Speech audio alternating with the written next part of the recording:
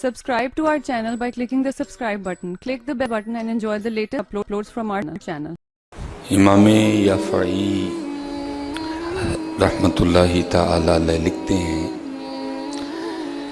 کہ بصرہ میں ایک بزرگ رہا کرتے تھے جو مسکی کے نام سے معروف تھے.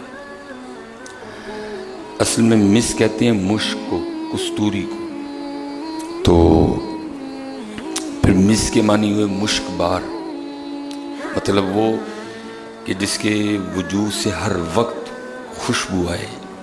ٹھیک ہے، جیسے آج جمعۃ المبارک ہے، ہر شخص نے کوئی نہ کوئی خوشبو لگا رکھی ہے، کسی نے کوئی، کسی نے کوئی، کسی نے کوئی، کسی نے کوئی، اور ہر خوشبو کا اپنا اپنا دورانیہ ہے. کوئی جمعے کے بعد ذرا ہلکی ہو جائے گی، کوئی عصر کے بعد ہلکی ہوگی، کوئی جو ہے نا مغرب کے بعد، کوئی عشاء کے بعد، کوئی تھوڑا اور زیادہ چلے گی. لیکن ان کے لیے لکھا ہے کہ ان کی خوشبو کا یہ عالم تھا کہ اگر وہ گلیوں سے بھی گزر جاتے تھے تو گلیوں سے بھی خوشبو آیا کرتی تھی. جب حضرت مسکی رحمۃ اللہ تعالی علیہ مسجد میں تشریف لاتے تھے تو خوشبو سے لوگ اندازہ لگا لیا کرتے تھے کہ حضرت مسکی رحمۃ اللہ تعالی علیہ مسجد میں آ گئے ہیں. ٹھیک ہے، تو لکھا ہے کہ ایک دن کسی نے ذرا اصرار کر کے پوچھا کہ حضرت آپ کون سی خوشبو لگاتے ہیں؟ ایسی اعلیٰ خوشبو، ایسی نفیس خوشبو، ہمیں بھی بتائیں یہ کون سا کوئی اسپیشل عطر ہے، کوئی اسپیشل خوشبو ہے. تو امام یافعی نے لکھا ہے کہ حضرت مسکی رحمۃ اللہ تعالی علیہ فرماتے ہیں کہ میں کوئی خوشبو نہیں لگاتا، یہ اللہ کا مجھ پہ فضل ہے، یہ اللہ کا کرم ہے. ہوا کچھ اس طرح کہ میرے والد صاحب نے اسلامی اصولوں کے مطابق میری تربیت کی تھی، حلال حرام مجھے بتایا تھا، یہ اللہ کی رضا ہے، یہ اللہ کی ناراضگی ہے، یہ اللہ اور اللہ کے رسول کا راستہ ہے، یہ شیطان کا راستہ ہے. جیسے کہ ہم نے تو بالکل نہیں بتایا، ہم نے تو بالکل نہیں بتایا. بتانا کیا، ہمیں خود نہیں پتا، ہم نے کس کو کیا بتانا ہے، ہمیں خود ہی نہیں پتا، ہم نے کیا اپنی اولاد کو بتانا ہے. لیکن وہ کہتے ہیں کہ میرے والد صاحب نے میری تربیت کی تھی، اور جوانی میں اللہ نے مجھے بڑا حسن و جمال بھی عطا کر رکھا تھا. اور آپ کو پتہ ہے پھر جتنی نعمت بڑی ہوتی ہے امتحان بھی اتنا ہی بڑا ہوتا ہے. ہر چیز یہاں آزمائش ہے. کہتے میں ایک کپڑے کی دکان پہ کام کرتا تھا. ایک دن کچھ اس طرح ہوا کہ ایک بوڑھی عورت نہ ہماری دکان پہ کپڑے خریدنے آئی. اس نے مختلف کپڑے نکلوائے اور نکلوا کے کہنے لگی کہ جو میری مالک ہے نینا، وہ ذرا دکان پہ نہیں آتی، تو آپ اس طرح کریں کہ اس لڑکے کو، اس نوجوان کو میرے ساتھ گھر بھیج دیں. جو جو کپڑے ہم نے رکھنے ہوں گے، میری مالکن نے رکھنے ہوں گے، وہ رکھ لے گی اور ساتھ اس کی قیمت بھی دے دے گی. جو نہیں رکھنے ہوں گے وہ یہ واپس لے آئے گا. تو حضرت مسکی رحمۃ اللہ تعالی علیہ فرماتے ہیں میں اس بوڑھی عورت کے ساتھ چل پڑا، اس کے گھر گیا، اس نے جا کے مجھے ایک جگہ پہ بٹھا دیا.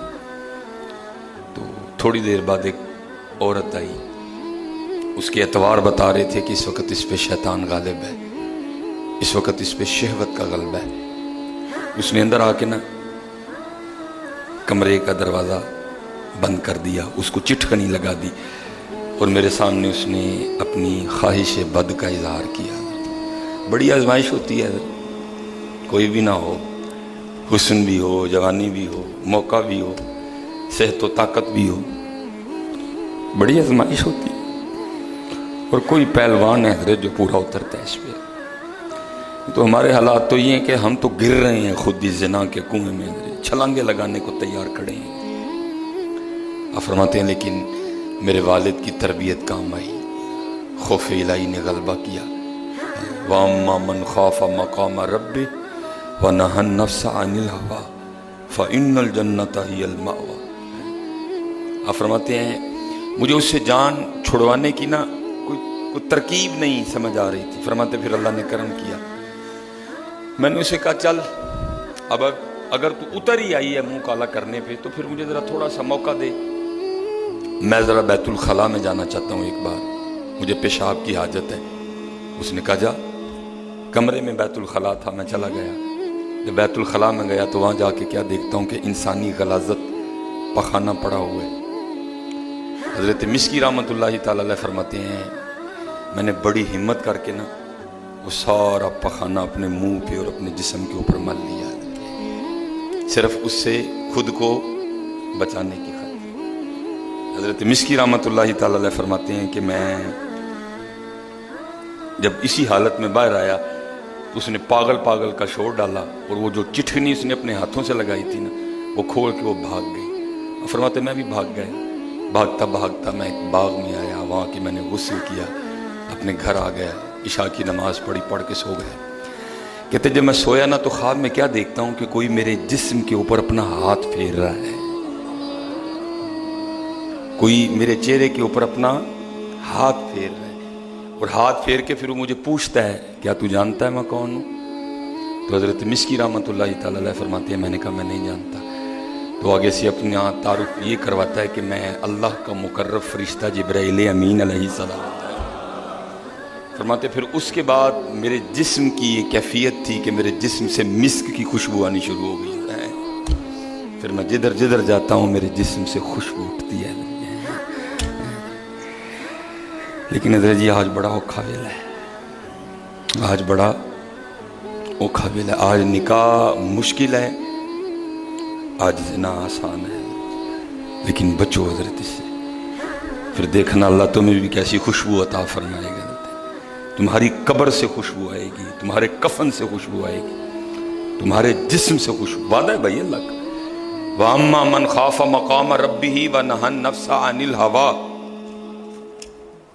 اور جو اپنے رب کے حضور کھڑا ہونے سے ڈرا، موقع بھی تھا جی، دونوں طرف سے موقع تھا، لیکن کیا ہوا؟ ڈر گیا، نہیں میں نے مرنا ہے، میں نے اپنے اللہ کے حضور جانا ہے، میں کیا منہ لے کے جاؤں گا اپنے اللہ کے حضور؟ ہاں ذرا وہ لکھا ہے تفاسیر میں کہ جب وہ زلیخا نے وہ چال چلی نا، اور حضرت اللہ کے نبی حضرت یوسف علیہ نبی علیہ السلام کے سامنے اپنی خواہش بد کا اظہار کیا، تو حضرت یوسف علیہ السلام نے کیا دیکھا کہ اس نے اپنے بتوں کے اوپر نا کپڑا دے رکھا ہے۔ تو آپ کو تو پتا تھا یہ پتھر کے بت ہیں، یہ بولتے نہیں، یہ سنتے نہیں، وہی رب ہے جو سنتا بھی ہے جو دیتا بھی ہے۔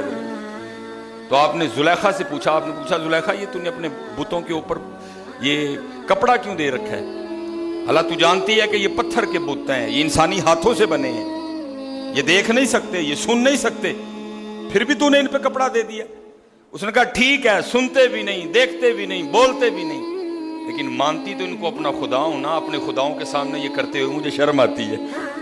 آپ نے فرمایا تیرا پتھر کا خدا، جھوٹا خدا، ہاتھوں سے بنا خدا، سنے بھی نہ، بولے بھی نہ، دیکھے بھی نہ، ارے تجھے اس سے شرم آئے، لیکن میرا وہ رب جو سنے بھی، جو دیکھے بھی، جو شارک سے بھی زیادہ قریب ہو، تو میں اس سے نہ شرماؤں؟ اللہ حضرت جی حال اس وقت بڑا خراب ہے، اور ہر بندے نے اپنا یہ مسلک بنا لیا، او جی اسی کلے نہیں جناب، ساری دنیا خراب، جدو ہوئے گا حساب ادو ویکھ لاں نا میاں۔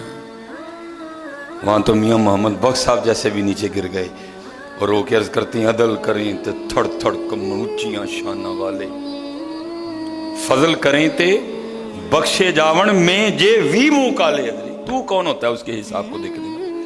اور حضرت میں نے دیکھا ہے یہاں باب شغل میں نا بڑے ایسے جملے بول جاتے ہیں، کبھی بھی جملہ نہ بولنا۔ بہار شریعت میں لکھا ہوا ہے جس نے اللہ کے عذاب کو ہلکا جانا اس نے کفر کیا۔ جس نے یہ کہا میں دیکھ لوں گا اور کچھ نہیں جی ہونا ہے، مولوی ڈراندے رہندے، جس نے اللہ کے عذاب کو ہلکا جانا اس نے کفر کیا۔ بچو حضرت، حالات بڑے سخت ہیں لیکن بچو، پوری کوشش کرو کہ حضرت اس سے بچ جاؤ۔ نکاح کرو حضرت، اپنے بچوں کا نکاح کرو، اپنی بچیوں کا نکاح کرو، ان کو آزمائش میں نہ ڈالو حضرت، ان کو امتحان میں نہ ڈالو۔ رازق اللہ ہے، رازق اللہ ہے، نہ آپ رازق ہیں نہ میں رازق ہوں حضرت۔ اپنے بچوں کا امتحان نہ لو حضرت، اور اسپیشلی دو نوجوان بچے بیٹھے ہیں پتر، اس وقت جو فتنے چل رہے ہیں ان میں ہر فتنہ ایک سے بڑھ کے ایک فتنہ ہے۔ اس سے بچنے کا ایک ہی طریقہ ہے حضرت، قرآن سے دوستی کر لیں، مصلی سے دوستی کر لیں، تسبیح سے دوستی کر لیں، روز تھوڑا تھوڑا قرآن ترجمے کے ساتھ پڑھا کریں، ہو سکتا ہے ہم بچ جائیں، بلکہ ہو نہیں سکتا، مجھے یقین ہے قرآن کے نور کی برکت سے بچ ہی جائیں گے۔